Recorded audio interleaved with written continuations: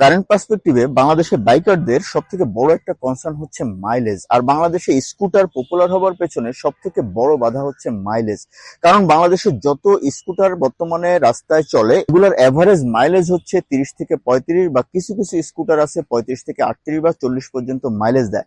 কিন্তু এই মাইলেজটা কোনোভাবেও সাফিসিয়েন্ট না, কারণ আমরা এখন যে প্রবলেমটা ফেস করছি, তেলের লাইন বা তেলের ক্রাইসিস, এই সময় এসে আমরা সবাই কিন্তু চাই যে আমাদের বাইকগুলো যেন একটু ভালো মাইলেজ দেয়, অ্যাটলিস্ট 50 বা 50+ মাইলেজ দেয়। আর আমরা জানি অনেক এফআই বাইক আছে, অনেক পাওয়ারফুল বাইক আছে যেগুলো কিন্তু 50 বা 50+ মাইলেজ দিয়ে দেয়। আর এই মাইলেজ কনসার্নের জন্য অনেকে স্কুটার পছন্দ থাকা সত্ত্বেও স্কুটার না কিনে ইলেকট্রিক বাইক কিনছে, কারণ সবার একটাই কমপ্লেইন যে স্কুটারগুলো এভারেজ 30-32 রেঞ্জের মাইলেজ দেয়। আর আজকে আপনাদের সামনে এমন একটা স্কুটার নিয়ে আসলাম যে স্কুটারটার মাইলেজ হচ্ছে 50+। আর এই স্কুটারটা হচ্ছে Yamaha RayZR FI hybrid version.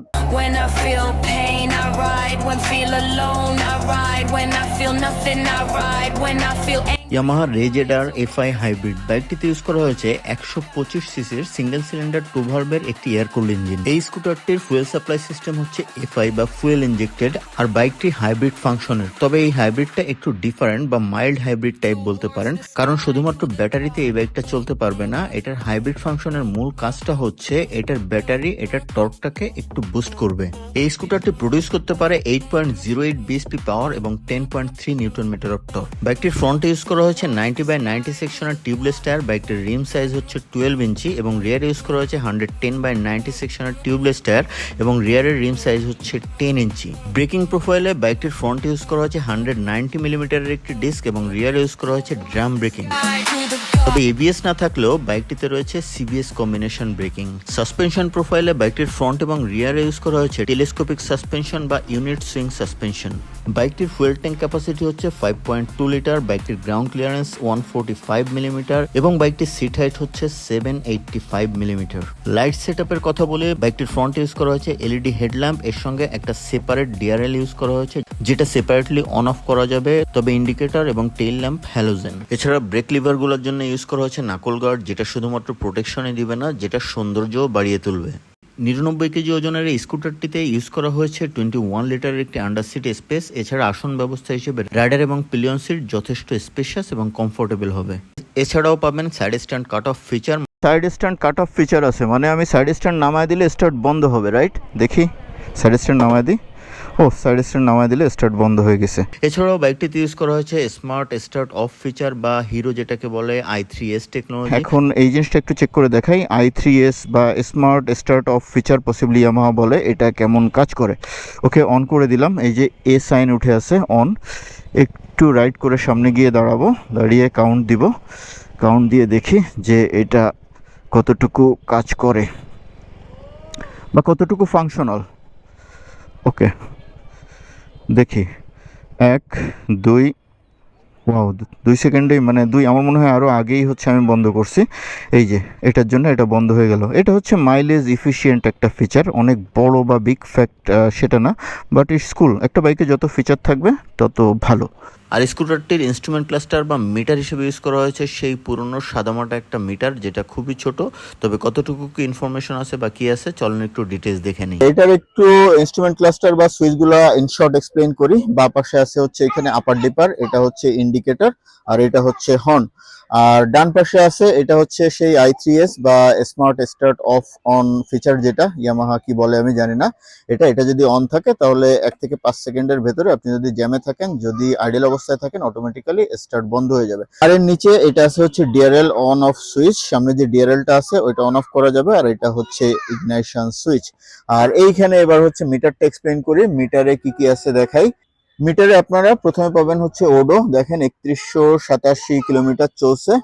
আর এরপরে এইখানে হচ্ছে স্পিড উঠবে, আর এইখানে হচ্ছে আপনার ফুয়েল গজ, মানে ফুয়েল কতটুকু আছে সেটা উঠবে। আর এটা হচ্ছে ট্রিপ হচ্ছে 521.9 কিলোমিটার চলছে। আর এটা হচ্ছে রিজার্ভ অপশন, সম্ভবত তেল কমে গেলে এই অপশনটা চালু হয়ে যায়। আর আরেকটা চাপ দিই, এটা হচ্ছে ফুয়েল ইকোনমি বা মাইলেজ 51.4। সো এই হচ্ছে এটার মিটারের ফিচার। সব থেকে বড় ব্যাপার হচ্ছে মিটারটা লুকিংটা আমার কাছে ভালো লাগে নাই। And finally, this is the only FI hybrid scooter in Bangladesh. ওকে, চলুন তাহলে বাইকটার রিভিউ শুরু করি। রিভিউ মিন্স বাইকটার ডেভেলপমেন্ট সাইড বা যেটাকে আপনারা নেগেটিভ সাইড নামে জানেন সেই বিষয়গুলো আর পজিটিভ সাইডগুলো। প্রথমে চলুন বাইকটার ডেভেলপমেন্ট সাইডগুলো ডিসকাস করি। আমাদের এই বাইকটার 1 নম্বর ডেভেলপমেন্ট সাইড হচ্ছে ফুয়েল ক্যাপটা মানে ভিতর দিকে না রেখে যখন আমি তেল নিতে যাই তখন অনেক সময় লাইন থাকে, আমার গাড়ি থেকে নেমে তারপর সিটটা খুলে তারপর আমার তেলটা নিতে হয়। যদি ফুয়েল ক্যাপটা বাইরে থাকতো তাহলে আমার তাড়াতাড়ি হয়ে যেত, বাইরে দিয়ে খুলেই তাড়াতাড়ি তেলটা নিয়ে নিতে পারতাম। এটা যদি ভিতরে না দিয়ে বাইরে দেওয়া হয় এটা মনে হয় ভালো হবে। এই স্কুটিটার 2 নম্বর ডেভেলপমেন্ট সাইড হচ্ছে তেল, এই বাইকটা তেল ধরে হচ্ছে 5.2 লিটার। আমার জন্য কোনো ফ্যাক্ট না, কারণ আমি 120 কিলোমিটারের উপরে কখনো রাইড করি নাই, কিন্তু যারা হচ্ছে 300+ রাইড করে তাদের একটা টেনশন থেকে যাবে যে কখন তেল শেষ হয়ে যায়, সামনে তেলের পাম্প পাওয়া যাবে কিনা, এরকম একটা ইয়ে থাকে।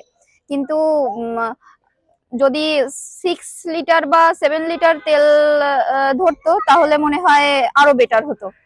এই স্কুটারটার 3 নম্বর ডেভেলপমেন্ট সাইড হচ্ছে এটাতে কোনো কিক অপশন দেওয়া হয় নাই। যদিও বর্তমান বাজারে যতগুলো এফআই বাইক বা স্কুটার যাই আছে না কেন, ম্যাক্সিমাম বাইক বা স্কুটারে এফআই বাইক বা স্কুটারে কিন্তু কিক অপশনটা থাকে না। বাট একটা সিচুয়েশন চিন্তা করেন, আপনার ব্যাটারি যদি কখনো খারাপ হয়ে যায় সেক্ষেত্রে কিন্তু ব্যাটারি চেঞ্জ না করে বাইকটা স্টার্ট দেওয়ার কোনো অপশন থাকে না। সো ডেফিনেটলি আমার কাছে মনে হয়েছে এটাতে যদি কিক অপশনটা থাকতো আরো বেটার হতো। এই স্কুটারটার 4 নম্বর ডেভেলপমেন্ট সাইড হচ্ছে এটার গ্রাউন্ড ক্লিয়ারেন্স। এই স্কুটারটার গ্রাউন্ড ক্লিয়ারেন্স হচ্ছে 145 মিলিমিটার মাত্র। আর এর অপোজিটে আপনি যদি এর নিয়ারেস্ট কম্পিটিটর এন্টর বা হিরো জুমের কথা বলেন, ওগুলার গ্রাউন্ড ক্লিয়ারেন্স হচ্ছে 155 মিলিমিটার। আর এই স্কুটারটার গ্রাউন্ড ক্লিয়ারেন্স একটু কম হওয়ার জন্য আপনি যদি পিলিয়ন নিয়ে রাইড করেন, যদি স্পিড ব্রেকার থাকে বা একটু ভাঙাচোরা হয় সেক্ষেত্রে নিচে অনেক সময় বাড়ি খায়। সো আমার কাছে মনে হয়েছে ডেফিনেটলি এটার গ্রাউন্ড ক্লিয়ারেন্সটা আরো একটু বেটার করার প্রয়োজন ছিল। এটার 5 নম্বর নেগেটিভ দিক বা ডেভেলপমেন্ট সাইড সেটা হচ্ছে এটার মিটার। যদিও মিটারটা ইনফরমেটিভ, মোটামুটি ভালো ইনফরমেটিভ, কারণ হচ্ছে মিটারের সব থেকে গুরুত্বপূর্ণ যে ইনফরমেশন মাইলেজ সেটা দেখা যায়। আর একটা স্কুটারের মিটার থেকে অনেক বেশি ইনফরমেশন আমার মনে হয় যে নেয়ার কিছু নাই বা পাওয়ার কিছু নাই। বাট মিটারের যে জায়গাটা ডেভেলপমেন্ট সাইড হিসেবে আমি বলছি সেটা হচ্ছে এই মিটারটা ব্ল্যাক অ্যান্ড হোয়াইট, সেই পুরনো আমলের একটা মিটার।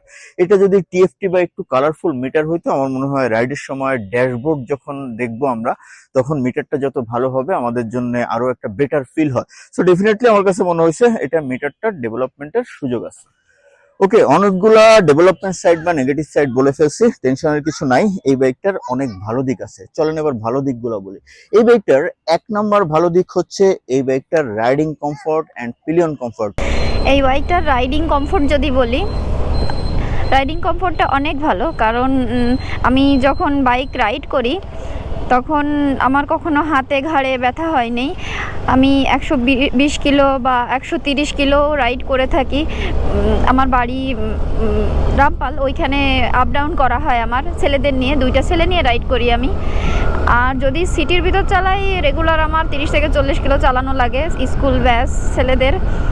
আর যদি পিলিয়ন কমফোর্টের কথা বলি তাহলে হচ্ছে আমার হাজবেন্ড প্লাস আমার দাদা সবাই আমার বাইকের পিছনে উঠছে কম বেশি, তা সবাই বলে যে প্রাইভেট কারে বসে থাকার মতো একটা ফিল পাচ্ছি, মানে খুব স্মুথ, মানে চলার সময় খুব স্মুথ ব্যাপারটা। এই বাইকটার 2 নম্বর পজিটিভ দিক হচ্ছে এই বাইকটার পাওয়ার এন্ড টর্ক। এই বাইকটার পাওয়ার হচ্ছে 8.08 বিএসপি আর টর্ক হচ্ছে 10.3 নিউটন মিটার। এখন অনেকে বলতে পারেন এই পাওয়ার টর্কটা মনে হয় একটু কম, আর একটু বেশি হলে ভালো হতো। চলেন তাহলে এই বাইকটার পাওয়ার টর্ক নিয়ে কথা বলার জন্য একটু রাইড করতে করতে কথা বলি। এই পাওয়ারটা ইনিশিয়ালি আপনার কাছে একটু কম মনে হলো, এটা কিন্তু সেই প্রথমে বলছি এটা কিন্তু জেনারেল বাইক না, এটা কিন্তু hybrid bike. Hybrid bike means এটাতে কিন্তু টর্ক বুস্টের একটা ফ্যাক্ট আছে। এটার হাইব্রিড ফ্যাক্টর জন্য এটাতে টর্কে একটা বুস্ট পাওয়া যায়। চলেন প্র্যাকটিক্যাল রাইড করতে করতে ব্যাপারটা জানি। ও ফাইনাল চেক।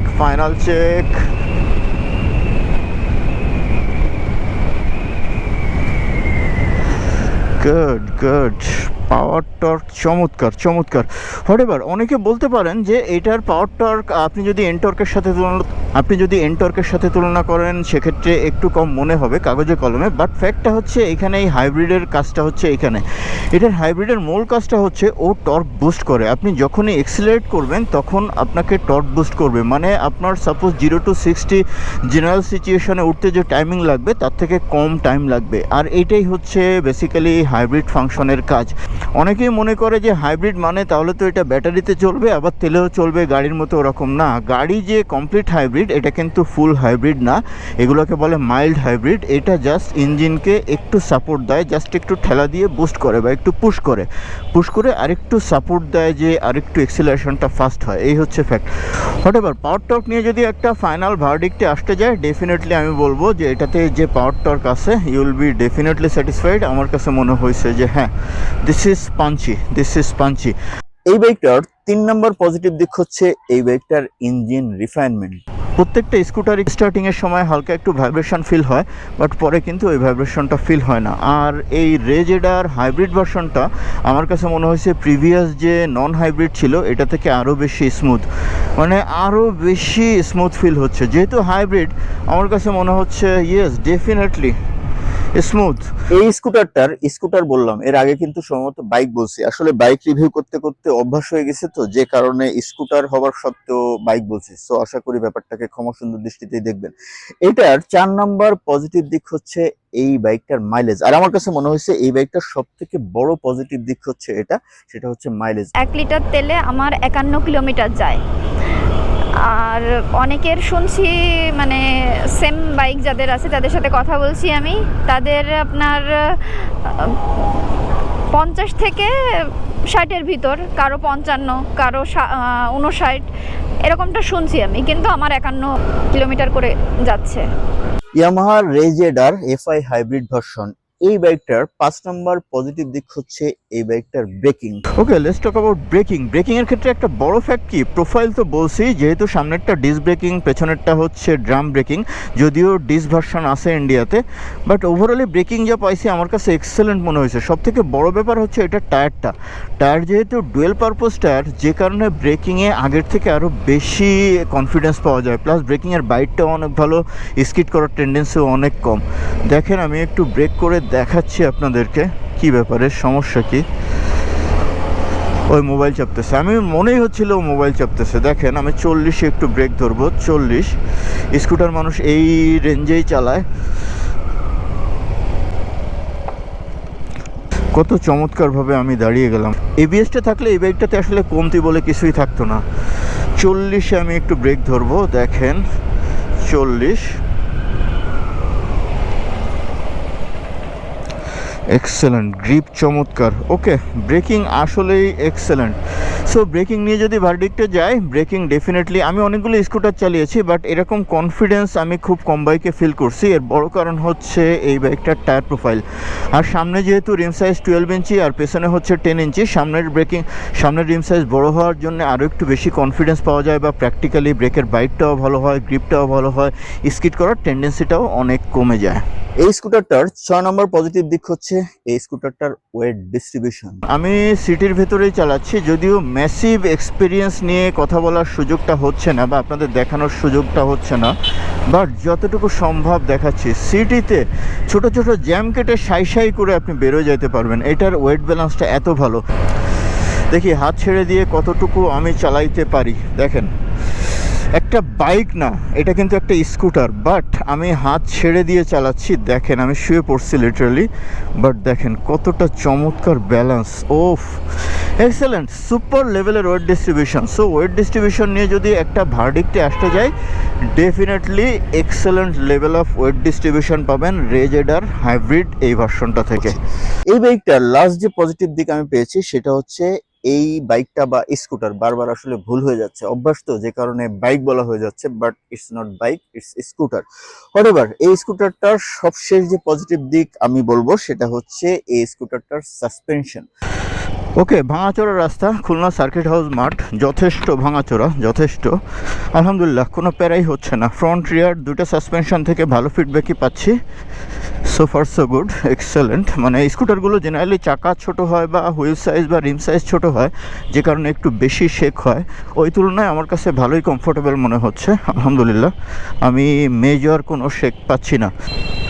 আমি একটু দাঁড়িয়ে চালাবো সাসপেনশনটা বোঝার জন্য। এই যে যথেষ্ট ভাঙাচোরা, দেখি দাঁড়িয়ে চালালে, ইলেকট্রিক স্কুটারগুলো দেখছি যে দাঁড়িয়ে চালালে ব্যালেন্সটা লস হয়। তো এইটাতে আসলে কি হয় এটা আমি একটু চেক করতে চাচ্ছি যে এটাতে কি হয়। না, ব্যালেন্সটা লস হচ্ছে না। ইলেকট্রিকগুলোতে যেমন একেবারেই ব্যালেন্স থাকে না, বাট এটাতে ওই ব্যালেন্সটা লস হচ্ছে না। It's good. ওকে, ভাঙাচোরা মোটামুটি সেই লেভেলের ভাঙাচোরা। সাসপেনশন ফিডব্যাক নিয়ে একেবারেই কোনো প্যারা নাই। ভাঙাচোরায় আপনি খুব সফট সাসপেনশন প্লে পাবেন। ওকে, এই বাইকটার ম্যাক্সিমাম ওয়েতে আমি চেষ্টা করলাম এই বাইকটার পজিটিভ নেগেটিভ সাইডগুলো আপনাদের সামনে তুলে ধরার। আরো অনেক কিছু বলা যাইতো, বাট আমি চেষ্টা করছি কি পয়েন্টগুলো আপনাদেরকে বোঝানোর বা আপনাদের সামনে প্রেজেন্ট করার, যেন আপনারা ডিসিশন নিতে পারেন। তবে একটা ফ্যাক্ট হচ্ছে, এই বাইকটা কিন্তু বাংলাদেশে অফিসিয়ালি এখনো লঞ্চ হয় নাই। এটা গ্রে মার্কেটে বিক্রি হচ্ছে। এই বাইকটা কেনা হয়েছে 2,70,000 টাকায়। এখন এই প্রাইসিংটার ব্যাপারে আমি এর আগে কোনো কথা কিন্তু বলি নাই। এর কারণটা হচ্ছে যেহেতু অফিসিয়ালি বাইকটা লঞ্চ করে নাই, যে কারণে প্রাইসিং নিয়ে কথা বলি নাই। এখন এই ওভারঅল জিনিসগুলো চিন্তা করে আপনারা যদি আমাকে জিজ্ঞেস করেন যে আশিক ভাই, should we by this Yamaha RayZR FI hybrid version, এটা কি আমাদের জন্য গুড চয়েস হবে? ডেফিনেটলি আমার কাছে মনে হয়েছে definitely it will B a good choice. But এখানে প্রাইসটা হচ্ছে ফ্যাক্ট। প্রাইসের ক্ষেত্রে আমি সবসময় একটা কথা বলি, if you have financial capacity, কোনো প্রাইসই আপনার কাছে ওভার প্রাইস মনে হবে না। আর যদি আপনার বাজেট লিমিটেশন থাকে, যে কোনো প্রাইসই আপনার কাছে মনে হইতে পারে ওভার প্রাইস। সো এই প্রাইসটা 2,70,000 টাকা যদি আপনার কাছে মনে হয় অ্যাফোর্ডেবল বা এই প্রাইসটা কোনো বিষয় না, ডেফিনেটলি আমার কাছে মনে হয়েছে ইটস এ গুড চয়েস। এর সব থেকে বড় কারণ হচ্ছে এটার মাইলেজ। বর্তমান বাংলাদেশের সব থেকে ভালো মাইলেজ দেওয়া স্কুটার হচ্ছে এটা, ইয়ামাহা রেজেডার এফআই হাইব্রিড। আরেকটা ব্যাপার হচ্ছে, ইয়ামাহা বাংলাদেশের যে অফিসিয়াল ডিস্ট্রিবিউটর আছে এসিআই মোটরস, তারা কিন্তু এটা এখনো লঞ্চ করে নাই। ইন্ডিয়াতে অলমোস্ট 4 ইয়ার্স আগে এই স্কুটারটা লঞ্চ করছে। সো এসিআই মোটরসকে বলবো যে বাংলাদেশের স্কুটার লাভাররা ওয়েট করছে যে এই স্কুটারটা কবে বাংলাদেশে এসিআই মোটর লঞ্চ করবে। তাহলে আজকের মতো রাখছি।